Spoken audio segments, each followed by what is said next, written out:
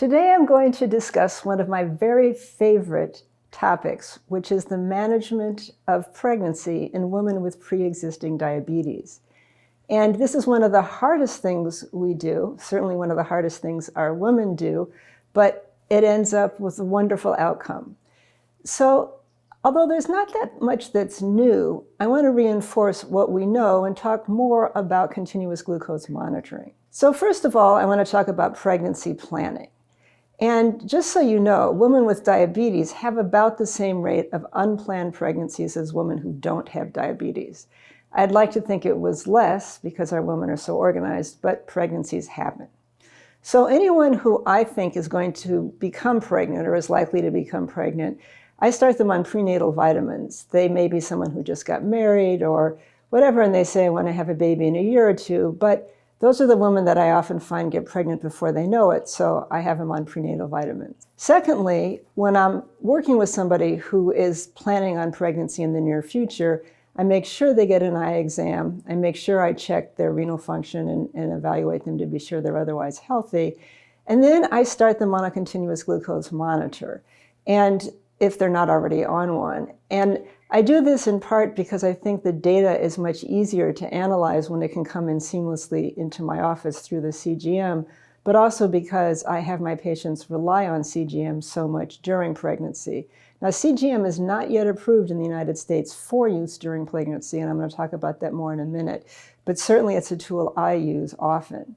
And finally, I switch them off medications that aren't safe for use in pregnancy. So if they're on antihypertensives and things, or a statin, I make sure that we change that around so they're ready to get pregnant.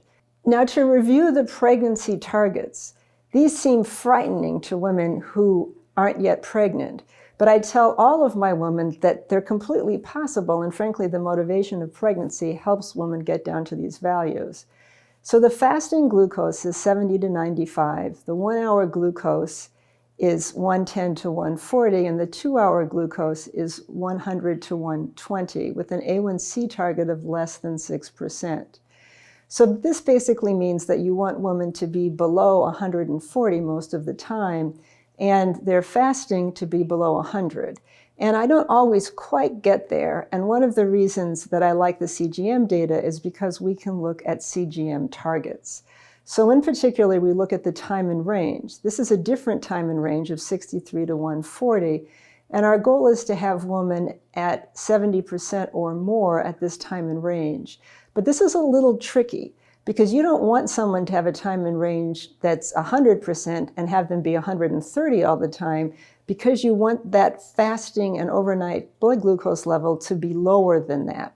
So it's not just a time in range. To some degree, it's a time in range by time and day. But the point is clear. You really want women to try most of the time to keep glucose levels, particularly postprandially, to less than 140. And there's going to be an occasional blip up because that's just human, but it's very important to really stress these ranges.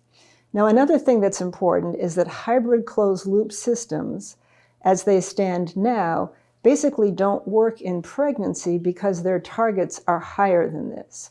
So women may have issues trying to keep in these lower ranges with the hybrid closed-loop system shutting off insulin delivery when their glucose levels, say, are at 80 overnight, which is a perfectly fine glucose level for pregnancy.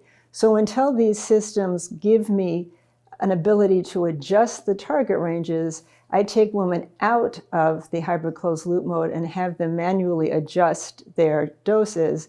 And in general, that means basically floating up their basal rate manually when their glucose levels start going up after eating, and then shutting them off or reducing them after eating so they don't develop hypoglycemia.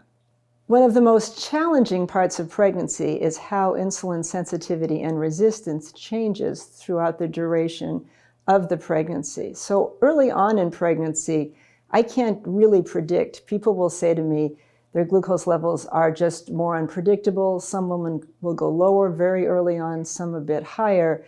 But usually between 9 and 14 weeks, there will be a decrease in the insulin requirement. People will be more sensitive to insulin.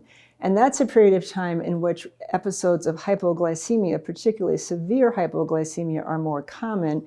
And it's very important early in pregnancy to train the patient's partner in the use of glucagon and make sure they have glucagon at home. As the pregnancy progresses and gets to about 16 weeks, you start to see a marked increase in insulin requirements due to the insulin resistance of pregnancy. As it progresses further, you're going to see more stress postprandially. You're going to see more of an increase in postprandial glucose levels, and our women need to work very hard to bring those levels down. It's very important that people work with a dietitian and a diabetes educator. I don't know what I'd do without my team. I figure pregnancy is the one place where management of diabetes is absolutely a team effort. And then at about 37 weeks, you may see a flattening of insulin requirements or maybe even a slight decrease. And that's expected. If you see a sudden marked decrease in insulin requirements, that can be a sign of fetal and placental insufficiency. And at that point, you want to contact the OB and discuss testing to see if there's any issues related to fetal distress or the placenta not working adequately.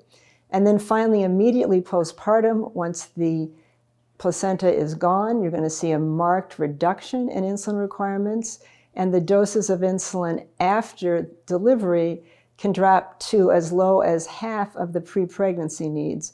I generally write down on a piece of paper what the pre-pregnancy insulin doses were for the patient and then go down on that a bit just to make sure that they don't go too low. And then a woman's life's going to change. She won't be sleeping like she normally does. She'll likely be breastfeeding. All of those things will change the patterns of insulin delivery. I'm just going to discuss briefly the CONCEPT trial, which was the clinical trial that really showed us the utility of using CGM in pregnancy. This was a multi-center study that involved women between the ages of 18 to 40 who had type 1 diabetes. And there were two groups of women, one who were already pregnant, but they weren't very pregnant. They were 13 or less weeks pregnant, so early in pregnancy, or a group who were planning pregnancy. These individuals were randomized to CGM plus SMBG or SMBG alone. Now, the individuals on CGM were told to test their blood sugar 7 times a day, so they were doing SMBG, but I was also told when talking to some of the study investigators that the women didn't test their glucose levels a full 7 times a day. They tested them less often because they had the CGM, but this was a part of this study. So it wasn't CGM without SMBG.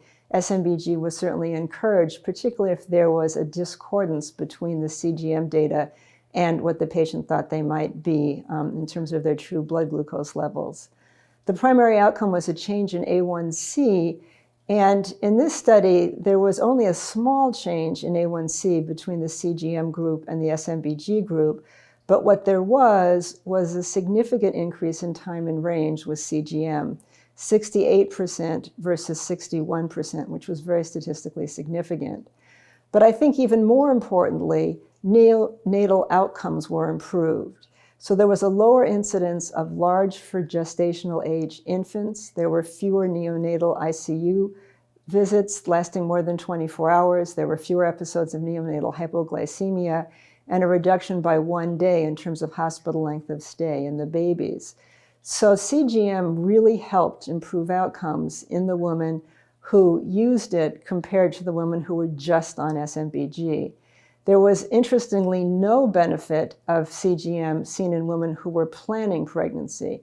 Everybody got their A1Cs somewhat better planning pregnancies, but the real improvements, the real reduction in time and range in A1Cs came in the women who were pregnant or when they became pregnant, and then they did well subsequently.